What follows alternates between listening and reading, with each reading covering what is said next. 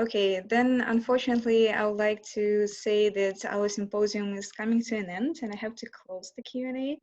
And I would like to thank again all the speakers for joining us. But don't go away just yet. We have another guest coming to welcome. Is Professor Ernst Worrell, leader of the new Circular Economy and Society Hub at Utrecht University. Ernst will share his reflections on degrowth and circularity. And after that, Dr.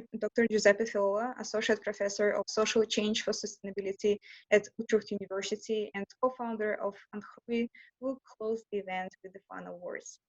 But now, without further ado, Ernst, I would like to give the floor to you. Thank you, Olga.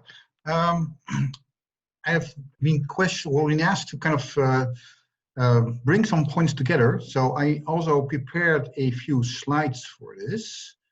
And so hopefully that will go from here. Yes, here you are. So, yeah, I hope everybody can see it. One of the things that has come up actually in the LinkedIn discussion before is that words do matter. And I think especially in this discourse, they do matter, because by using the term circular economy, we kind of limit the discussion. And I think that hasn't been done. You see the first reports of the Ellen MacArthur Foundation, that was really building on the current economic system and just dealing with some technical problems like material scarcity or criticality. And then we can keep on running the system as we can, as we did in the past few years. But it also reduces ourselves basically from a citizen to a consumer. And so basically the whole discussion became about consumers. And I think what Kirsty shows that is really a limiting factor, because we are more than that. And I think the Airbnb example is a clear example where actually it's not a good example of the sharing economy, even though the Ellen MacArthur Foundation sees it that way. I think it is really an example of the platform economy, because Airbnb outsources some of the problems and major problems actually, and they take the profit out of the system. And the key problem is, of course, that some of the problems that are outsourced are like, those are to be dealt with in cities by the public system, and the gains are for the asset owners and for the platform economy or the people that already own the homes. So I think the point is that we've come to this world as it is now, and we need to break out of that mold. And this is basically this neoliberal thinking started in the 1980s.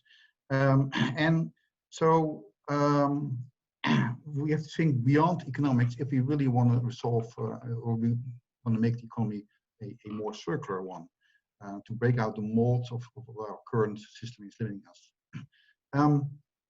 The funny thing is, while we need to do that, it's hard to escape talking about money and about economics.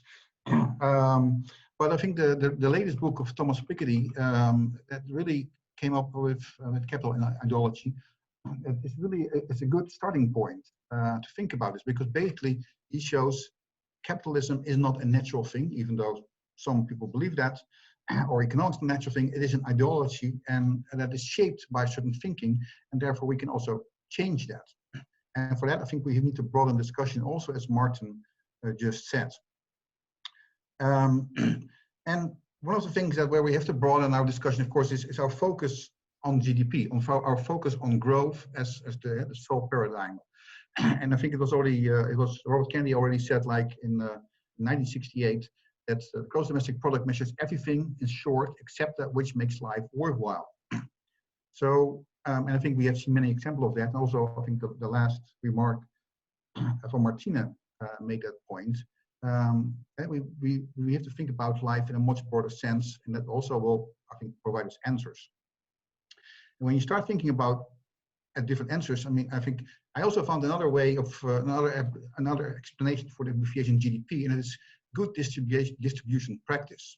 It comes out of the logistics world, but actually, I mean, this is the key issue right now, because if you looked at the previous graph on the GDP growth, 90% of that growth has basically over the past well, almost 40 years now has served the top 1 to 10%. it has not served the bottom 90% of the world. So do we still need growth if we can just redistribute this? And I think that's what, if we can use GDP in that sense as a good redistribution practice, then we may solve some of our problems already without needing to grow. Because that's the key point is, we've basically been told that we need to grow because then there will be plenty for everybody. And it was Chang, he's a Korean economist but based at Cambridge University. He wrote a great book, 23 Things They Don't Tell You About Capitalism.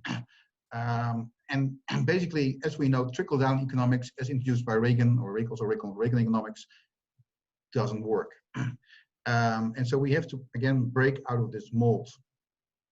And so how do we get in this mold? And I think that's partly something that we need to think about too. And there's also the problem of how we currently think about sustainability, I think, and because we see sustainability as the place where people, planet, and profit mean. But it is kind of funny that we put profit in this place, because it basically puts economics or something like an ideology at the same level of nature and the thing and the people that we are.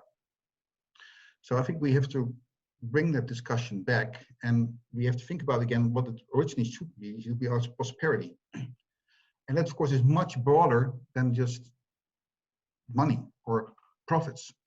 And then we can question, I think a number of questions were already raised today. What does it mean to prosper? I mean, there was already referred to the COVID crisis. This is a picture of air quality over Europe, or of the Netherlands actually. On the right-hand picture, you saw how it was before the COVID crisis, and the redder, the worse the air quality. And on the left, it was during the COVID crisis. So is it to prosper that we have very bad air quality? In China, the picture is even worse before COVID. Is it to prosper to leave a lot of waste for future generations? Is it to prosper that we poison the oceans? This is an adaptation of the famous Japanese piece of art by an Italian artist that shows all the microplastics that we're currently dumping in the oceans, and actually they're coming back. If you eat sea salt, then there's likely going to be microplastics in it. And does this mean to prosper? This is by a French photographer, Antoine Repasset, and he made pictures of all the waste that we collect in 1 year. And this is all the packaging that this family collected in 1 year. Is that to prosper? Well, that's a question that we need to ask ourselves. And I think, well, we know the answer. And the other reason why I think when you think of circular economy, we have to talk about growth is that if you want to close circles, then the circle cannot keep on growing.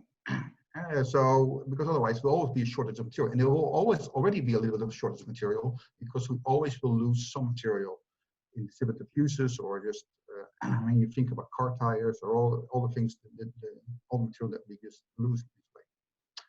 And it was, and we know that that exponential growth cannot go on forever. We knew that already in the 1920s. The first books were written in the 1920s about that.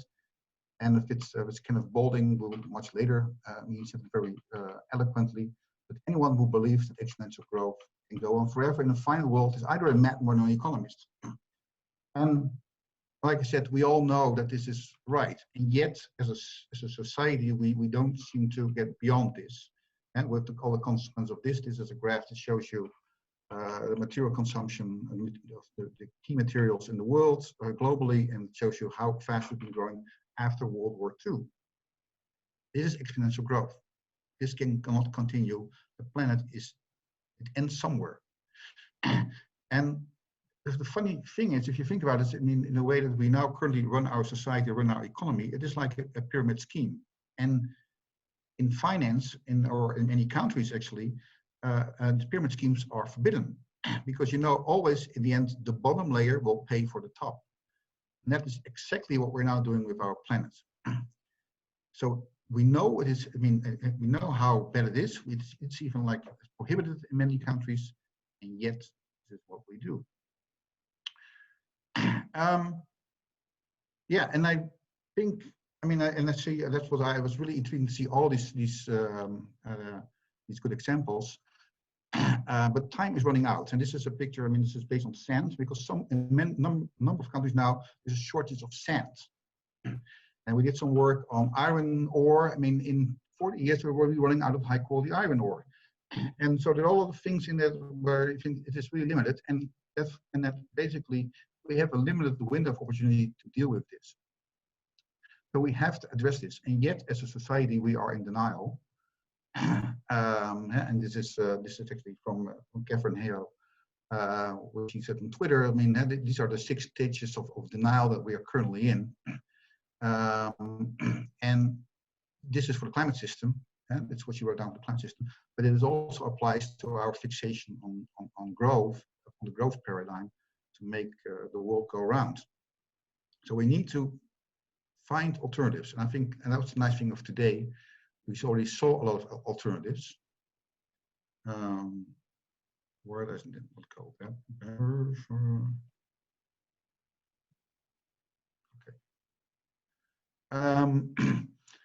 But the issue, so somehow my presentation got stuck. But the clock is ticking, and so we need to figure out how to do that. And as Piketty also wrote in his last book, I mean, if you look to the past, major problems have happened because we've tried to, major changes have happened because either of disasters, revolution, or war. And I hope that we are now wise enough to find another way. And I think the 4 lenses, which were introduced by Electra, for example, they can help us. And also the examples that we've seen show that we are able to find alternatives. And that we don't need to increase our consumption to get out of this crisis. And actually, that we should use this crisis to build a better world. And I think the example of the Repair Cafe, as was introduced by Martina, is a good example of that. Because we also know it builds social cohesion. And therefore it changes also the discourse on how we operate as a society, how we build basically our supply chains and our relations. And it broadens also the discussion beyond just the economic value of a coffee machine or whatever. And I think also the COVID-19 crisis, of course, now has shown us what is truly important. And it is not the bankers, it's not the people in finance. What's really important are the people on the ground, are healthcare, teachers, and others. And it also shows you how important public institutions are. So again, that's also a bigger change than just the economy. We need to rethink about what's important in our society. And I think this is the moment to start thinking about that. I mean, if we think about originally, Keynes already thought that we would have been working only 3 days a week. There's now a lot of discussion about basic income. So maybe this is a time to start broadening the discussion and also think about the growth paradigm. And I think today we saw a lot of discussion, also in the Q&A and in the panel discussion. We heard about the 8 M's. There's a discussion about the 10 R's, or how many R's there may be in the circular economy. It's a discussion about growth, degrowth, a-growth. And so you see the words, they matter. And I'm very happy that we, as Utrecht University, can play a role in this debate, because I think it's a really important debate to have this debate and to think about how we can change our world. Last year we had 350 attendees, and now we have at the high point today we had almost 600. So, and of course we had to move to the internet for today, but maybe that was a blessing in disguise, because it shows us that we can that this is the moment where a lot of people are interested in these discussions, and that really makes me happy that actually, yeah, this is an important discussion to have, and that so many people are interested in it. And there's a lot of literature already on it, a lot of books that we mentioned, but it's basically, we have to rethink about what does it mean to prosper as a society or as a human being. And it's just maybe not just being a consumer, but it is being the full citizen, being the full person that we are in society. So with that, I really want to thank all the people that made this possible today. So that's all the people that actually made this whole show possible, from Eva, Giuseppe, Jacob, Laura, Martin, Olga, Sandy, and Sven. But also the speakers, of course, the panelists, and of course you. And I want to leave you with one final thought. Maybe this is something for the weekend to think about, and to rethink about where we are as a society, and that this is an important moment to grasp. And hopefully we don't squander this opportunity as we did after the 2008 crisis, but this is the moment to really start this discussion and make sure that the initiatives that are now being built up from the bottom up, that we can grow them in a bigger way. So thank you, everybody. And that was my closure. And I think Giuseppe will now close off today's meeting. But we will be back further. Thank you very much, Ernst. So I have just the final word. I have the honor of the final word. And I think Ernst, few words really summarized, at least I think what for me is the central idea of this symposium, which is the need to reframe and rethink the circular economy. And this is, as the talks really showed, from Martin's, the first talk, all the way through Ernst's intervention, is the reframing that plays at two levels. It's of course about concepts and discourses, but it's a lot about the practice. And I think the conversation between the concepts and practice was very nicely sort of shown in the talks today.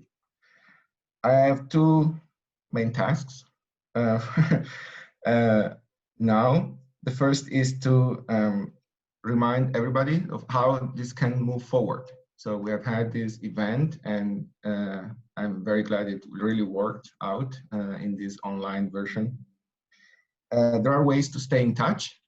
So in the Netherlands, we have the Ontgroei platform, which you've seen the tag and the links, of course, in all the emails and on the slides, etc. So you can stay in touch if you are based in the Netherlands. There are various other groups, degrowth groups in the world, many in Europe, but also in other countries beyond Europe. The network, Mighty Network, which was activated for this symposium, will also stay active and stay open.